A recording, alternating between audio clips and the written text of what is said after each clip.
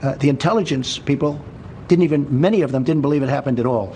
I think it's a hoax. I think it's a hoax by the newspapers and the Democrats. So based on what you've been briefed, do you think it is?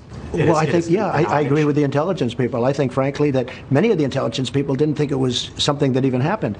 And if it did happen, the Russians would hear about it, and anybody else would hear about it that was involved. There's never been anybody so strong, so good to our military. I've spent more money. We have a brand new, beautiful military. When I took over, it was depleted. It was a mess.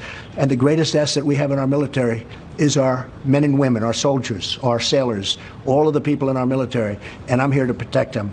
But this was something that never got presented to me, and they know that, never got presented because it didn't rise to that level. Just so we're clear, this is Trump claiming that the new development in which Russians were paying Taliban militants bounties to kill U.S. troops is a hoax, and then in the same breath saying that he agrees with American intelligence, which was the source for the reporting in the first place. So if it feels like Trump is dissembling here, that's because he is. And that's most evident in the fact that his official position is that the whole story is a hoax. He's not even trying to come up with a decent excuse, but instead just claiming that something that clearly makes him look bad is just completely fake, full stop. But here's the thing. The story has been confirmed by the New York Times, the Washington Post, Wall Street Journal, AP, CNN, NBC, and even Fox News. Even conservative media has conceded that it's real. And so instead of actually acknowledging the issue at hand, Trump's only solution here, his only move, is to bury his head in the sand, to cross his arms and shake his head no. You would think that after employing this same strategy on coronavirus, which has now killed more than 130,000 Americans, he might realize that playing pretend hasn't exactly paid dividends for him. Consider too that it's already been confirmed that Trump received a written briefing in February detailing the operation.